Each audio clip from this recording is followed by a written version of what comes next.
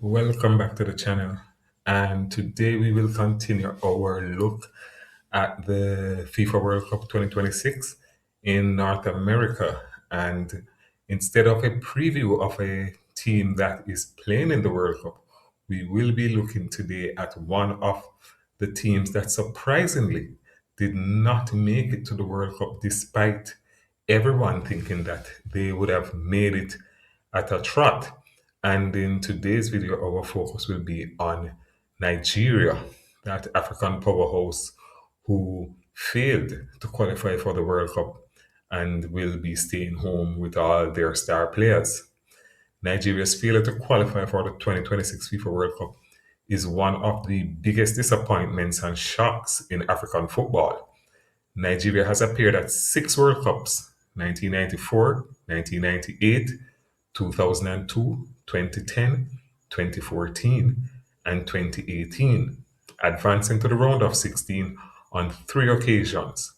On the continental stage, the team remains one of Africa's most consistent performers, with three African championships and five runner up finishes, including the 2024 final, in which they lost to the Ivory Coast.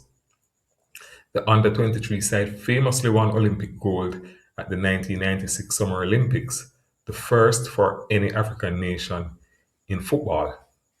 The Super Eagles possess world class talent, playing in some of Europe's top leagues, and have a rich World Cup history, yet they found themselves falling short when qualification was within reach. So, my friends, what went wrong? Nigeria dropped crucial points in matches they were expected to win, and in African qualifying, draws can be as damaging as defeats. The Super Eagles repeatedly left points on the table against lower ranked teams they were expected to see off with ease. Two 1-1 draws against Zimbabwe, two similar 1-1 draws against South Africa, a 1-1 draw against Lesotho, and a 2-1 loss to Benin was enough to put them in a playoff versus DR Congo, which they deservedly lost. In addition, they were anemic even in victory, barely scraping by Lesotho 2-1, Rwanda 1-0, and the only time the Super Eagles looked like the team they were supposed to be was in their last two qualifying games, which they won convincingly 4-0 against Benin and 4-1 versus Gabon.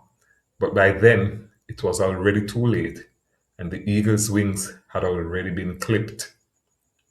It would appear Nigeria's star-studded team expected to breeze through these qualifiers and only got serious when it became evident that they were caught up in a tornado of failure. Nigeria has struggled for years with frequent coaching changes and uncertainty over long-term football planning. Different managers brought different systems, making it difficult to establish continuity and a clear playing identity. During the last qualifying cycle, the Super Eagles cycled through coaches almost on an annual basis. Augustin Ikwavoen, he turned up 2021 to 2022 and again 24 to 25. Jose Pesero, he was there for 22 to 24. Finidi George spent a couple months in 24. And Eric Shell from 2025 to present. Different voices, different tactics, different philosophy, utter chaos. Despite having such standout attacking players as Victor Osimhen, Ademola Lookman, and Victor Boniface, the Super Eagles failed to look like a cohesive attacking unit for much of the qualifiers, which was reflected in their paltry goal returns. And if that wasn't bad enough, they were no better on the other end of the field, conceding avoidable goals in key matches. Individual errors, poor organization, and lapses in concentration turned winning positions into drop points. Simply put, they simply could not put games away despite dominating possession. The goals did not come, but the mistakes did.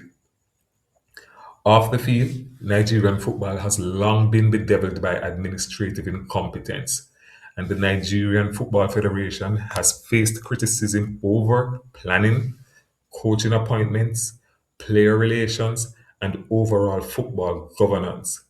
All of these seem to have been shambles, and they contributed enormously to the failure of the team to qualify.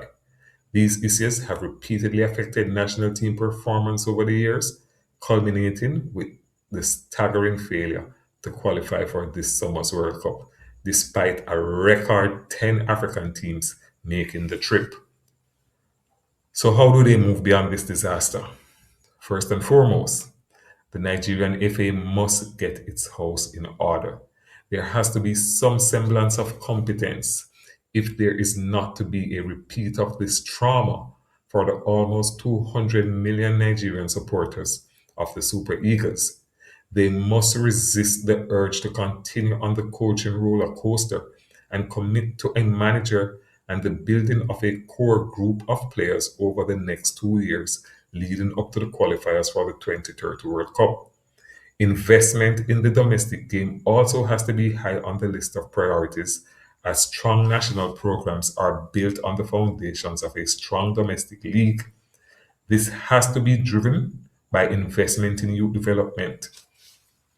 Nigeria produces talented youngsters, naturally gifted, but more structured academies, scouting networks, and coaching education could turn that talent into a sustainable pipeline that ends up flowing back into the national program. Clear planning, transparency, data driven decision making, and stable leadership are essential.